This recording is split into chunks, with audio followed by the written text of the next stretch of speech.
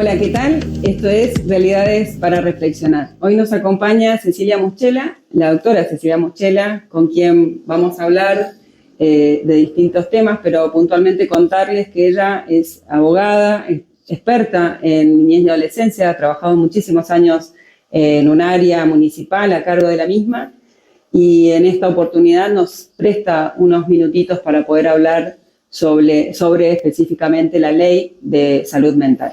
Hola Ceci. Hola Pamela, ¿cómo estás? Bueno, con respecto a las adicciones y la ley de salud mental, específicamente, ¿qué es lo que nos está marcando esta para poder, obviamente, acompañar a las personas que así lo necesiten? Mira, desde la creación de la ley de salud mental, que es la ley 26657, que se abroga el paradigma de derechos humanos, las adicciones pasan al ámbito de la salud. Anteriormente se regían por el ámbito de la seguridad, es decir, se regulaba y se contemplaba la ley de estupefacientes.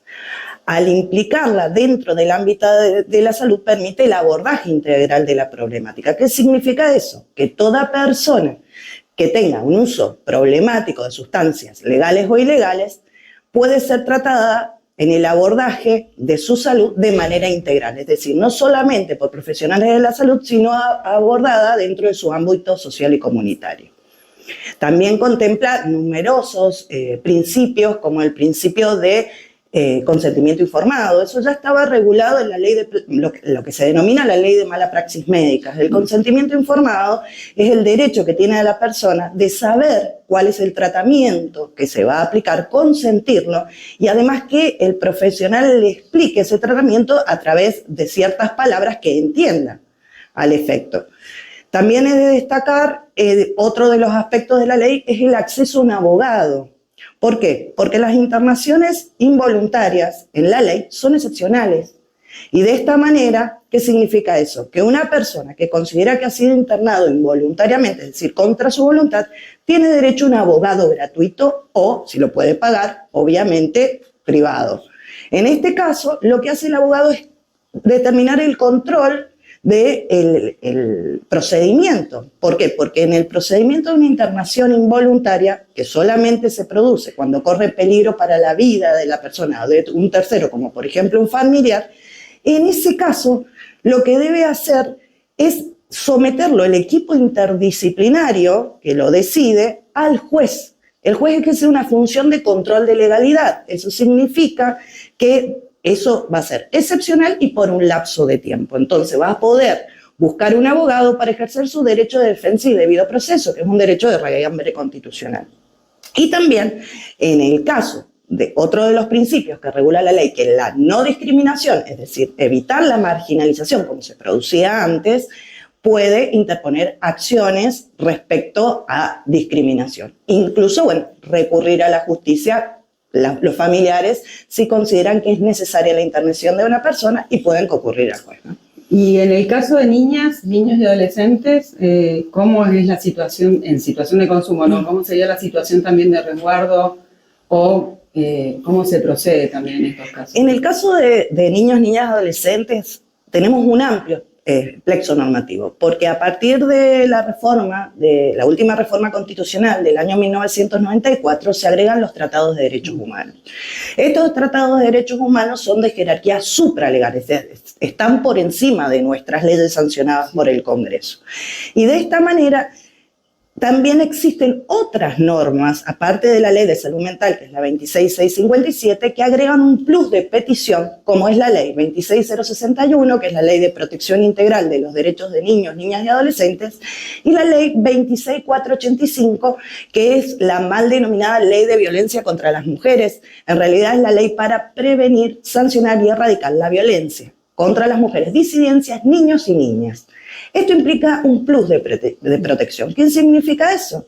Que hay que abordar la cuestión teniendo en cuenta una serie de principios fundamentales en todas las órbitas del Estado, o sea, nacional, provincia, municipal, ejecutivo, legislativo y judicial. ¿Cuál va a ser?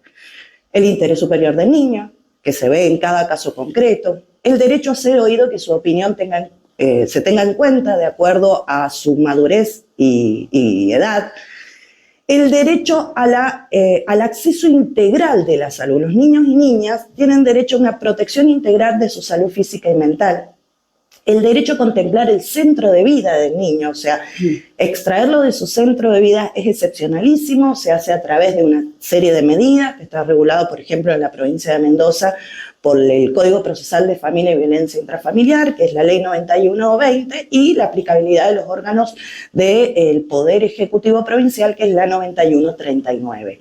Y además, eso implica que debe ser abordado a través de equipos interdisciplinarios que deben articular entre sí en las distintas órbitas del Estado, ¿no? Bien.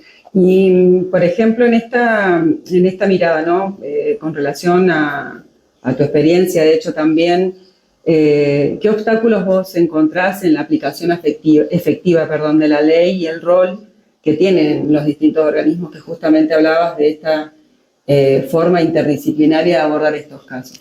En realidad hay varios focos de deficiencias y desafíos.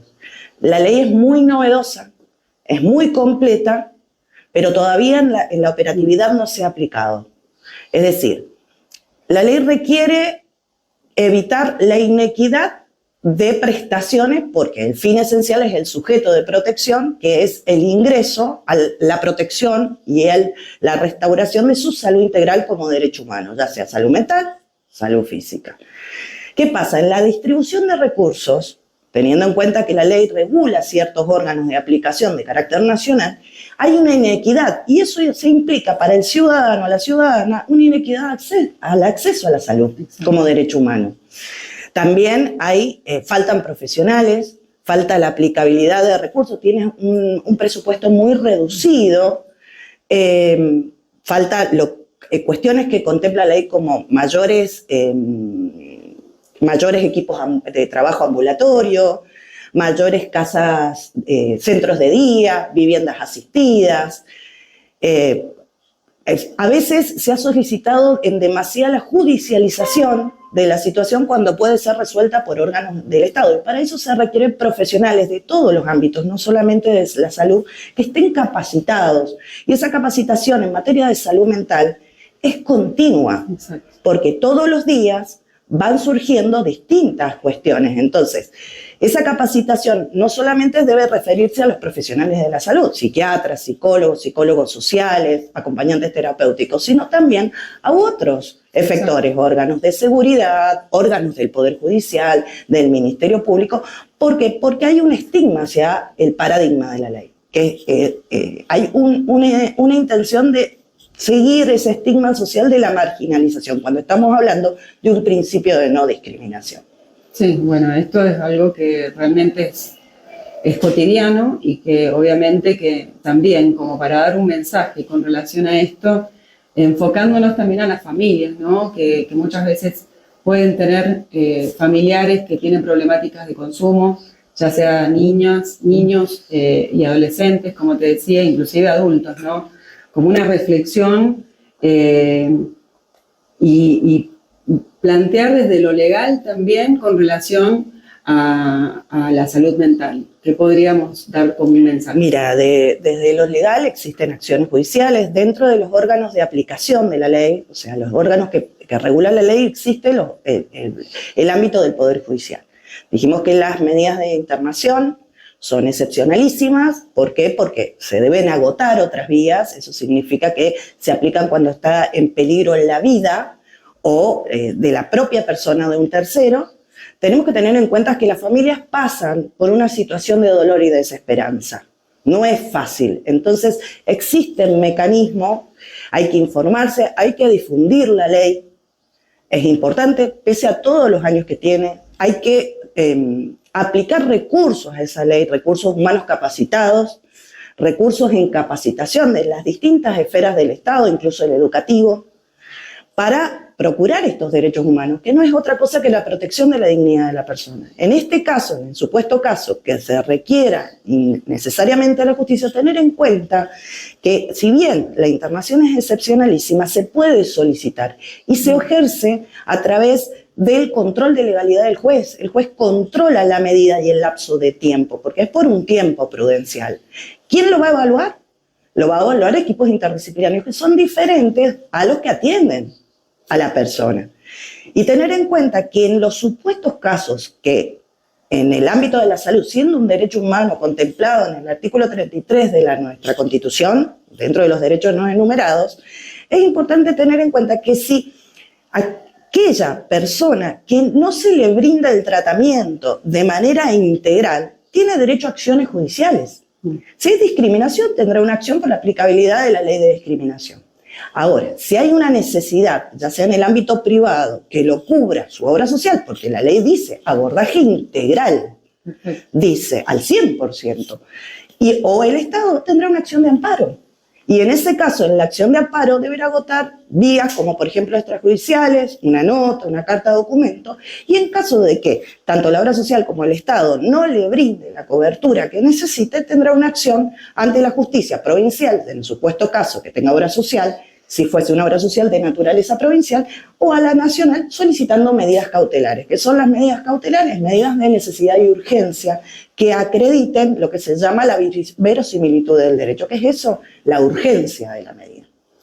Pero hay mecanismos de judicialización, incluso la ley lo regula, como el cumplimiento de los principios de derechos humanos fundamentales, como es la garantía al debido proceso y al derecho de defensa de la persona. Qué bueno esto que planteas, ¿no? Y la importancia de que las familias tomen esta opción también en los casos que obviamente están viendo que necesitan ser internadas las personas, en los adultos, ¿no? Y que no quieren ellos internarse y poder buscar esta ayuda también judicial legal, que por supuesto existe en la ley de salud mental y que muchas veces es algo que temerosamente las familias no adoptan.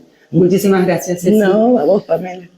Esto ha sido Realidades para Reflexionar. Te agradecemos por escucharnos y esperamos que haya sido útil.